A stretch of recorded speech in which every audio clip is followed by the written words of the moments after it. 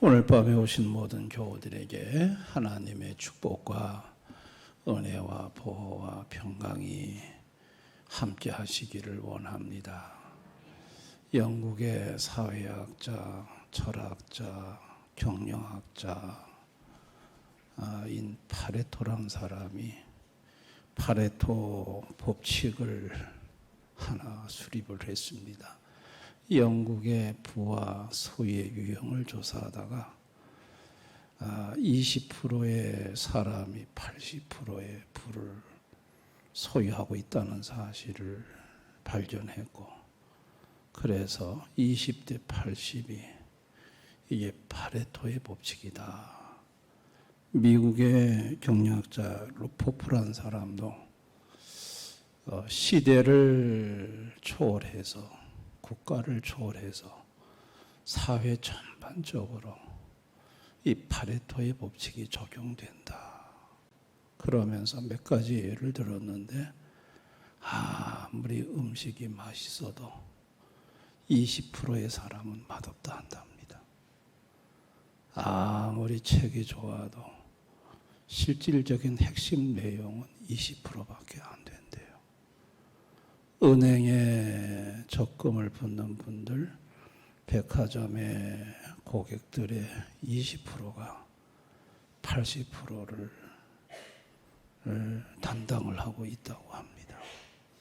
20%의 사람이 80%의 도로교통법을 위반하고 있고, 20%의 범죄자가 80%의 범죄를 저지르고 있다고 합니다.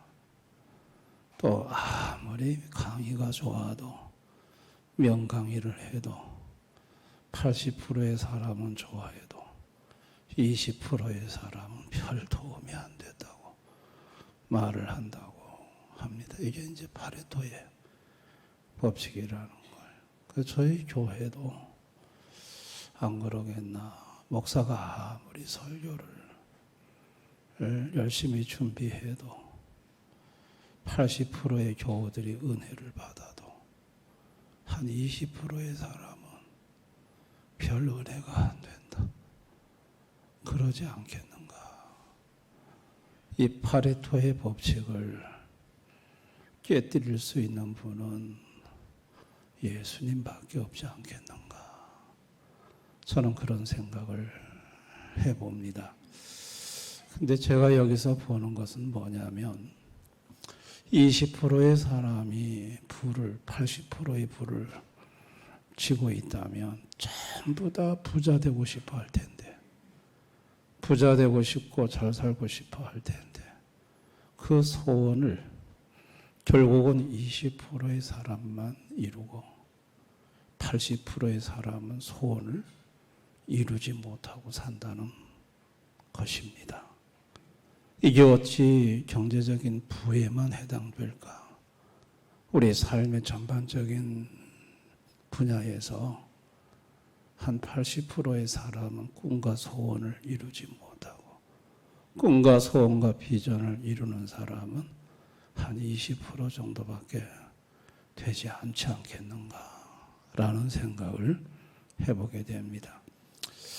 오늘 저와 여러분이 읽은 이 본문에 예레미야 선지자가 참 이룰 수가 없는 소원을 갖고 이스라엘 백성들에게 말하는 내용이 나옵니다.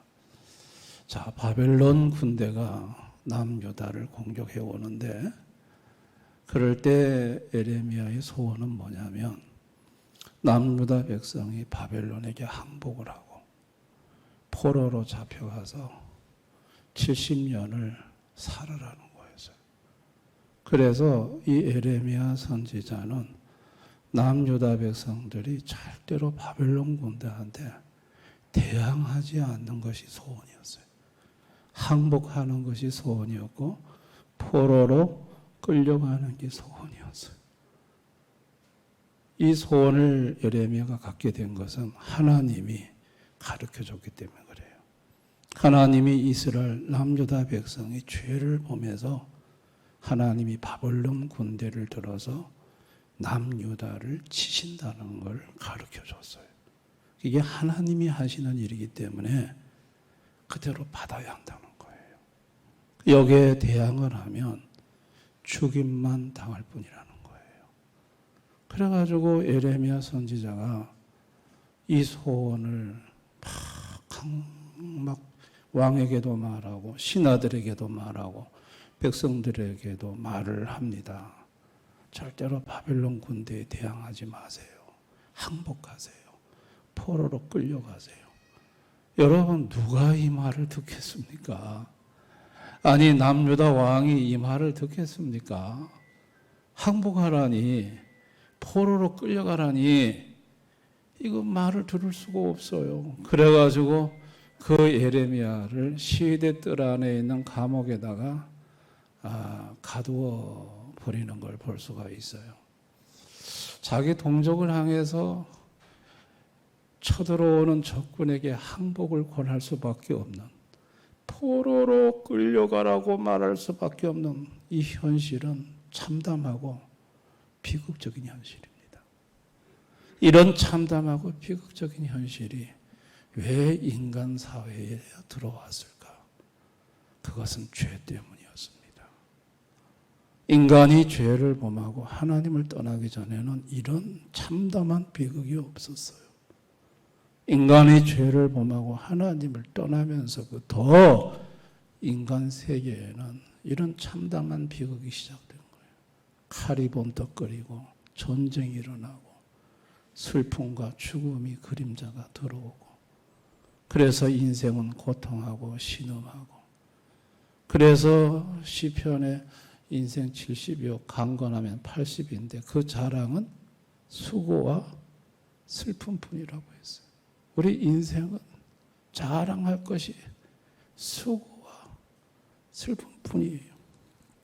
그런데 하나님께서는 에레미야 선지자에게 이스라엘 백성들에게 수고와 슬픔이 가득한 이 백성들에게 희망을 주고 싶었고 웃게 해주고 싶었어요. 하나님은 에레미야 선지자에게 이 바벨론 군대를 통해서 70년 포로 생활을 하게 하는 것은 하나님이 이스라엘 백성들을 고치고 치료하고 새롭게 해주기 위해서라는 것을 말씀하고 있어요. 에레미야 33장 우리 6절 8절 한번 다 같이 읽어봅니다. 시작. 그러나 보라, 내가 이 성읍을 치료하며 고쳐 낫게 하고 평안과 진실함이 풍성함을 그들에게 나타낼 것이며, 내가 유다의 포로와 이스라엘의 포로를 돌아오게 하여 그들을 처음과 같이 세울 것이며, 내가 그들을 내게 범한 그 모든 죄악에서 정하게 하며 그들이 내게 범하며 행한 모든 죄악을 사할 것이라. 70년의 포로, 바벨론 포로는 하나님이 남유다를 치료하고 고치는 것이라는 거예요. 그래서 처음처럼 새롭게 회복을 시켜주고 그들의 모든 죄악을 사한다고 말씀하시는 거예요. 여러분, 이런 하나님의 말씀을 과연 바벨론 군대에 짓밟혀서 성전이 불타고 성벽이 무너지고 예루살렘이 초토화가 된 상태에서 이게 하나님의 치료다, 이게 하나님이 고치는 거다, 하나님이 처음처럼 회복시킨다, 이 말이 믿어지겠냐고요. 여러분, 약 70년 전에 우리나라는 6.25로 국토가 저렇게 80%가 폐허가 됐어요. 여러분, 딱 70년 전에 저랬어요. 우리나라가 저랬어요. 저렇게 나라가 완전히 부서진 상태에서 만약에 에레미야 선지자가 같은 사람이 하나님이 왜 이렇게 하셨냐? 너희들을 고치려고 하는 거야. 너희를 치료하려고 하는 거야. 너희들을 처음처럼 회복시키려고 하는 거야. 너희들의 죄악을 사하려고 하는 거야. 저런 상태에서 그 말이 받아들여지겠냐고요. 믿어지겠냐고요, 그 말이. 그런데 에레미야는 믿었단 말이에요. 에레미야가 어떻게 믿었을까요? 하나님이 에레미야에게 너는 내게 부르짖어라. 내가 알지 못하는 크고 은밀한 일을 내게 보이리라. 에레미야는 하나님께 부르짖어 기도했더니 하나님이 가르쳐 주시는데 70년의 포로는 하나님이 치료하는 거라는 거예요. 하나님이 고치는 거라는 거예요. 처음 회복시키는 거라는 거예요. 모든 죄악을 사하기 위해서 그렇게 하신다는 거예요. 이거를 에레미야는 그 어떤 인간도 알지 못하는 하나님의 크고 이 은밀한 일을 에레미야에게 가르쳐 주셨어요. 여러분, 이 에레미야에게 이것을 가르쳐 주신 분이 누구죠? 예수님이시죠. 예수님이 가르쳐 주신 것이죠. 여러분, 그 예수님은 누굽니까? 예수님은 저런 완전히 폐허가 된 상태에서도 예수님은 다시 새롭게 만드시는 이 일을 하실 수 있고 그 일을 이루실 수 있고 그 일을 성취할 수 있는 전능한 하나님입니다. 아멘. 완전히 외신 기자가 쓰레기 더미에 장미꽃이 피겠느냐, 이게 우리나라한테 한 말이. 하나님은, 예수님은 쓰레기 더미에서 장미꽃을 피우실 수 있는 일을 행하실 수 있는 하나님. 무너진 폐허에서 다시 살릴 수 있는 하나님. 일을 만들어서 이루시고 성취하실 수 있는 전능한 하나님. 여러분, 그 하나님이 예수님이십니다. 아멘. 그 예수님이 인간의 몸을 입고 이 땅에 오셨죠. 오셨는데 왜 오셨을까요? 치료해주고 살리려고 오신 거예요. 그런데 그렇게 치료해주고 살리려고 오신 예수를 향해서 당시의 종교 지도자 대제사장들이 저 예수가 이 민족을 죽인다고 말을 했어요. 민족을 살리러 오신 예수에게 민족을 죽이러 온 사람이라고 말을 했어요. 여러분, 요한복음 11장 50절이 그 말씀이, 한번 다 같이 읽어봅니다. 시작. 한 사람이 백성을 위하여 죽어서 온 민족이 망하지 않게 되는 것이 너에게 유익한 줄을 생각하지 아니한다 하시니, 누가 말하는, 대제사장 가야바가 한 말이에요. 이 말이. 당시의 종교 지도자 가야바는 예수가 죽어야 우리 민족이 산다고 그랬어요. 아니, 예수님은 민족을, 이스라엘을 살리러 왔는데 이 종교 지도자라는 이 최고의 수장이라는 이 가야바가 예수가 죽어야 우리 민족이 산다는 거예요. 살리러 오신 예수를 죽여야 된다고 말한 것이, 이게 당시의 종교 지도자들이었어요. 바리새인들이었고 서기관들이었어요. 예수를 몰라도 너무 모르는 거죠. 결국 예수님은 십자가에서 죽임을 당합니다. 근데 가야바가 죽어야 한다고 해서 죽은 거 아니에요. 예수님은 제자들과 함께 예루살렘에 올라가시기 전에 이미 죽는다고 말씀을 미리 하셨어요. 마태복음 16장 21절 다 같이 한번 읽어봅니다. 시작. 이때로부터 예수 그리스도께서 자기가 예루살렘에 올라가 장로들과 대제사장들과 서기관들에게 많은 고난을 받고 죽임을 당하고 제3일에 살아날 것을 제자들에게 비로소 나타내시니, 제자들에게 비로소 미리 예루살렘에 올라가면 내가 죽는다, 그렇게 말씀하셨어요. 왜 예수님은 이 땅에 오셔서 죽으셨을까요? 살리는 일을 하기 위해서, 모든 죄를 사해주는 일을 하기 위해서 예수님은 이 땅에 오셔서 그분이 십자가에서 죽으셔야 했던 것입니다. 예수님은 살리러 오셨고 회복시키러 오셨고 그러기를 위해서는 자신이 십자가에서 죽어야 그 일이 이루어지기 때문에 죽는다고 말씀을 하신 거예요. 그리고 죽으셨고 예수님은 그 일을 이루셨습니다. 믿음이 성취입니다. 자, 믿음이 뭐라고요? 성취예요. 여러분, 인간이 이룰 수 없는 일들이 너무 많습니다. 인간이 이룰 수 없는 일을 예수님에게 와서 예수를 믿으면 인간이 이룰 수 없는 일을 이루시고 성취하시는 예수께서 내 믿음대로 될지어다 하며 그 믿음이 예수로 하여금 일하게 해서 인간이 할 수 없는 일이 이루어지게 합니다. 아멘입니까? 그래서 믿음이 성취인 거예요.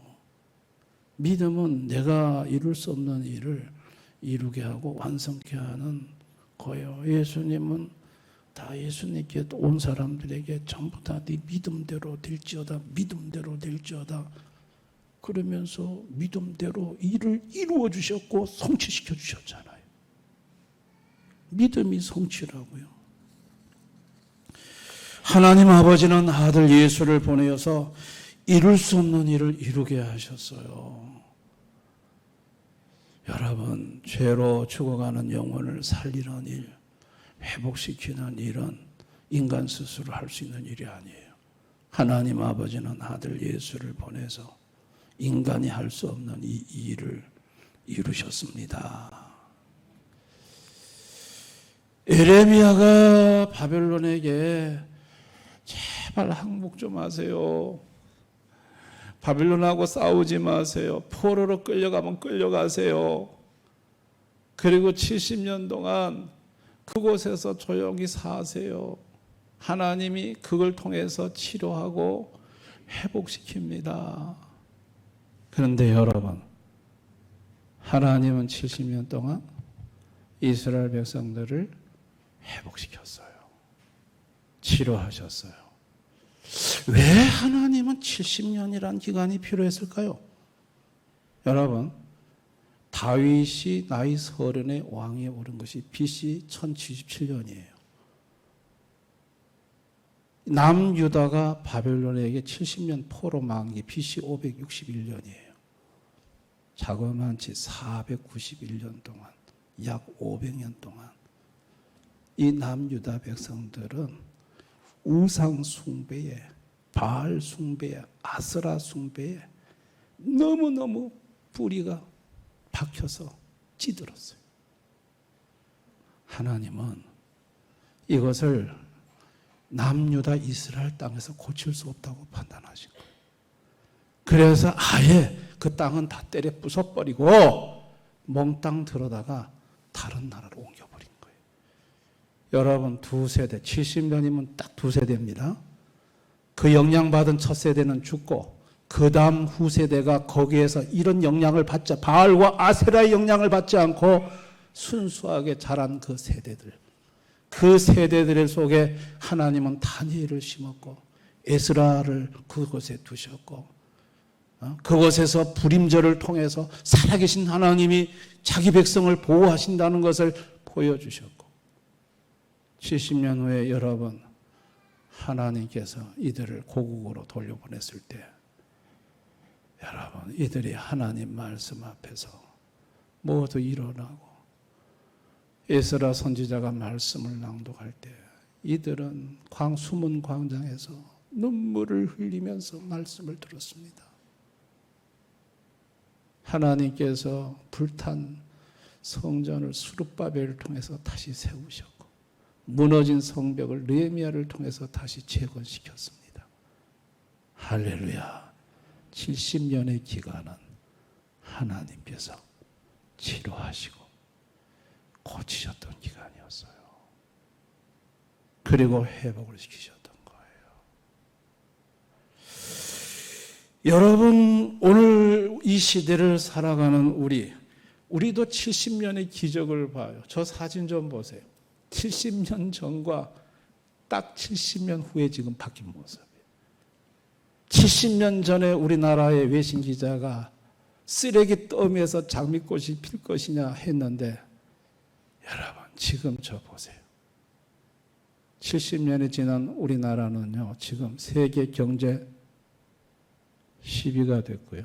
군사력 6위가 됐고, 여러분, 우리나라 여권 파워가 세계 2위입니다. 우리나라 대한민국 여권만 가지면 192개 나라를 갈 수가 있고요.